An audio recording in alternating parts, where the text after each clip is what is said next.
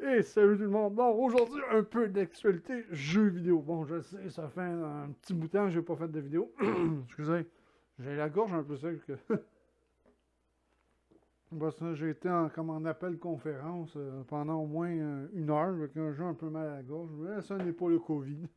Faites-vous en pas, j'ai été testé dernièrement et j'ai été négatif de ce côté-là. Fait que c'est juste parce que j'ai parlé bien longtemps avec du monde. C'est juste ça. Puis je pense que de la bière, ça aide pas bien à se réhydrater la gorge par contre. Tant que ça. Bon, parlons Nintendo. Bon, la fameuse Switch Pro. Bon, il y aurait des changements. On en sait un petit peu plus, un peu plus de leaks, mais c'est dur à savoir qu'est-ce qui est vrai, qu'est-ce qui est faux là-dedans. Les rumeurs vont de bon train comme il y aurait un changement sur le socle.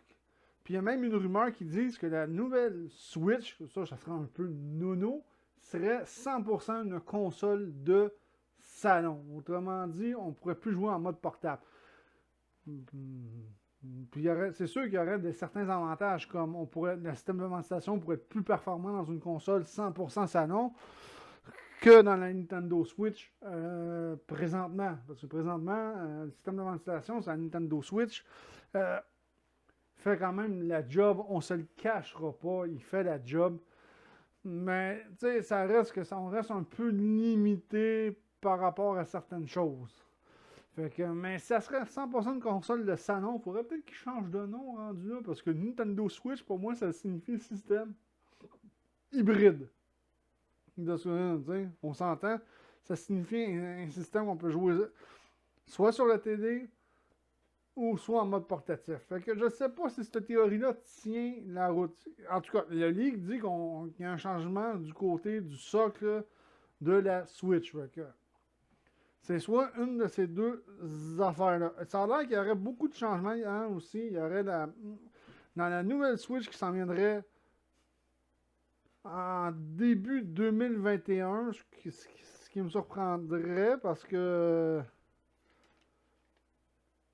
j'ai une date comme quoi que le 8 mars 2020, le 3 mars 2021, ça pourrait être la date où ce que Nintendo dévoilerait la nouvelle Nintendo Switch. Et ça serait logique parce que ça ferait déjà 4 ans que la Switch existe. Bon, ok, quand ils disent que la Switch est déjà rendue en mi-carrière, oui et non selon moi, parce que pour moi, la Switch est une console qui sort des sentiers battus. Mais avec l'arrivée des next-gen présentement, qui est la Xbox Series X ou Series S, puis avec la nouvelle PS5, Nintendo n'aura pas terriblement le choix de peut-être de s'adapter. Fait qu'il y aurait des changements côté CPU. On aurait un CPU dans la nouvelle Switch plus puissant. La mémoire vive qu'on appelle la RAM, parce que je suis technicien en informatique, la RAM changerait aussi. Là, la nouvelle Switch pourrait supporter le 4K. Bon, ça encore là, c'est pas tout à fait clair. Il y a des rumeurs qui disent que ça serait 100% 4K, d'autres rumeurs, ça serait du native 4K. Une chose qui est sûre, c'est que Nvidia, quand a annoncé ses RTX série 30, ils ont annoncé la nouvelle technologie, elle existait déjà auparavant, le DLSS 2.0. Sur les anciennes RTX série 20, c'est le DLSS 1.0. C'est une technologie qui permet d'upscaler la résolution graphique du jeu. C'est sûr que la nouvelle Switch va supporter cette technologie-là. D'après moi, c'est sûr à 100% que, que cette nouvelle console-là va supporter cette technologie-là. Mais encore là, on n'a pas grand-chose de ce côté-là. Mais comme j'ai dit, ça serait 100%, ça serait 100% de console seulement de salon. C'est sûr qu'on aurait eu on gagnerait en performance et d'un côté hardware. Puis on aurait un système de ventilation beaucoup plus performant de ce qu'on a dans la Switch présentement. Parce que ce qu'il y a dans la Switch présentement, ça fait, comme j'ai dit, ça fait la job. Puis, mais encore là, c'est sûr que ça reste quand même un peu limité, puis ça reste quand même une console comme portative aussi. Mais en même temps. Mettons, si ça reste une console hybride, j'aimerais ça savoir s'ils vont améliorer l'autonomie aussi batterie de ces côtés-là. De ce côté-là, puis il faudrait aussi qu'ils corrigent le style problème des Joy-Con, parce que même jusqu'à aujourd'hui, les Joy-Con donnent des maux de tête à bien du monde, et je sais de quoi je parle, là, j'en répare. Puis des fois, c'est même pas toujours évident d'en réparer, parce que des fois, c'est... Ben, c'est pas que c'est pas évident, faut savoir, disons, souder des affaires de même. Ça, c'est pas un problème pour moi. Au moins, les pièces pour remplacer des joysticks défectueux sont quand même, comment dire, assez disponibles de ce côté-là. Fait que c'est quand même pas si pire, mais c'est plate pour les personnes qui ont dépensé une fortune pour ces consoles-là. Puis ils sont obligés de me voir pour faut que je remplace les fameux joysticks sur les fameux joysticks dans les Joy-Con. Fait que pour l'instant, ça reste nébuleux. Fait qu'on va attendre le 3 mars 2021. Je sais même pas quand ça tombe quand le 3 mars. C'est un peu loin quand même, hein? Ça tombe un mercredi. Oups. Je sais pas pourquoi ça l'a ouvert. Ok.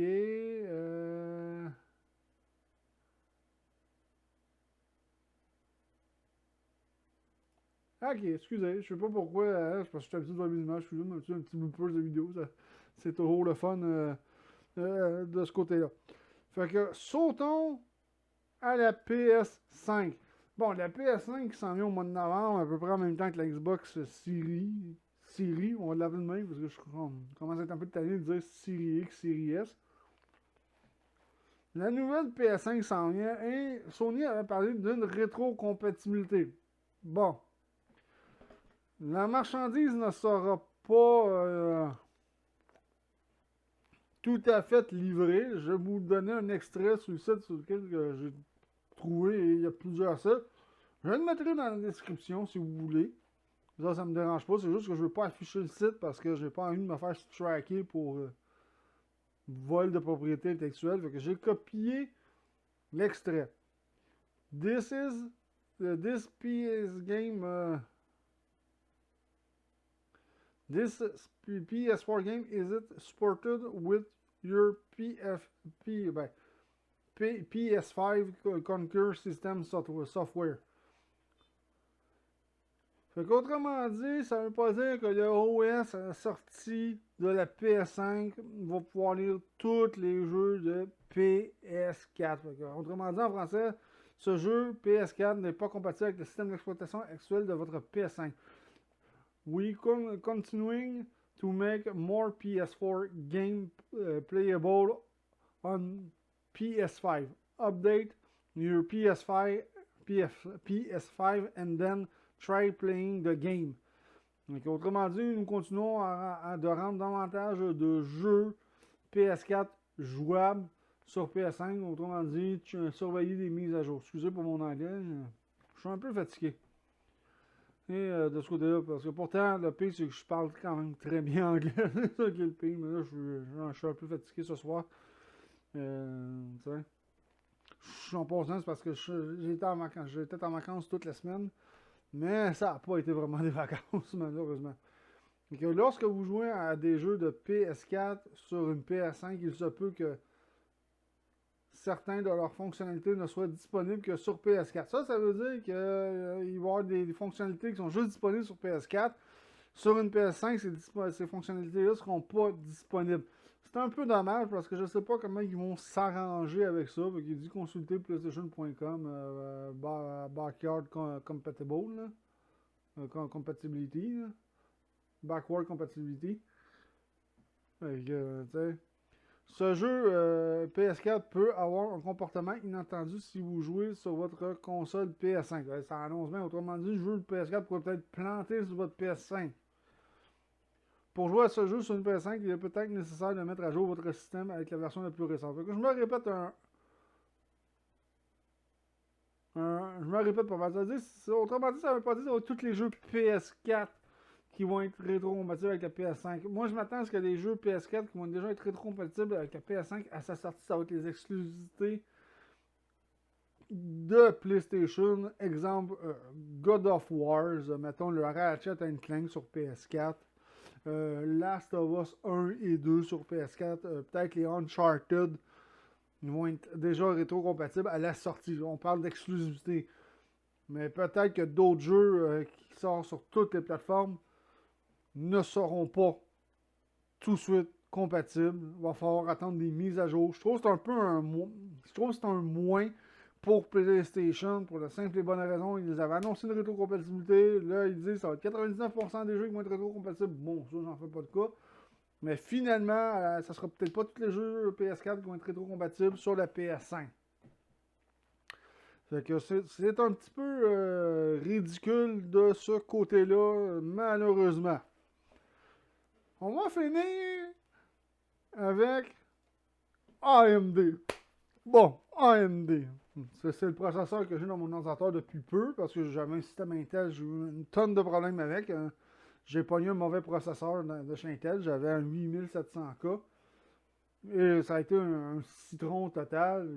Puis j'avais pris une garantie prolongée. Ils n'ont jamais voulu me le remplacer. Ils disaient qu'ils l'avaient au magasin où est-ce que je l'ai acheté. Chez Ordinateur Canada. Je ne me gênerai pas pour le dire parce que c'est toutes des asticounes qui travaillent là. Mais j'ai décidé j'avais quand même acheté une garantie prolongée. Ça, c'est avant que je me trouve un autre job dans l'informatique parce que sinon je me serais arrangé autrement. Je suis allé là pendant la première vague de pandémie. Personne ne pouvait rentrer dans le magasin, sauf moi j'ai demandé de rentrer dans le magasin parce que tu testes mon processeur Calvaz, je veux être là, mais tu le testes là. Fait que, un des patrons avait dit ok, lui il va pouvoir rentrer, il dit il n'y a pas de problème pour un test de CPU, parfait, je rentre. Tu sais, un 8700K, là, on s'entend qu'un, mettons même sur un 8700, tu sais. Le 8700K, si tu décides de ne pas le faire fonctionner, tu le fais fonctionner par défaut, c'est mettons 2 cœurs et moins vont monter à 4.7. Après ça, 3 cœurs vont être à 3 cœurs et plus vont être à 4.3. Puis mettons les 6 cœurs vont fonctionner à 4 GHz. Mais avec le 8700K, l'avantage c'est que tu peux mettre tous les cœurs peuvent monter à 4.7. Le gars m'a testé ça sur une motherboard Intel B, je pense, 360, sur lequel tu peux même pas faire d'overclock ou tu peux même pas mettre le 8700K à 4.7 GHz pour les 6 cœurs. C'est sûr que quand il fonctionnait de cette façon-là, il fonctionnait bien. Mais moi, j'achète un 8700K qui est supposé être unlock, puis que mes 6 cœurs peuvent monter à 4.7 aisément. Et finalement, j'ai eu des gros problèmes de surchauffe, puis j'avais une crise de bon refroidisseur dans la machine. Et ça n'était pas le refroidisseur qui était le problème, je peux vous le dire. Parce que j'ai testé mon refroidisseur sur un autre 8700K. Puis ça refroidissait comme en masse. Puis quand je l'ai testé sur un autre 8700K, j'ai pogné l'autre 8700K et je l'ai mis dans ma motherboard qui à l'époque était une...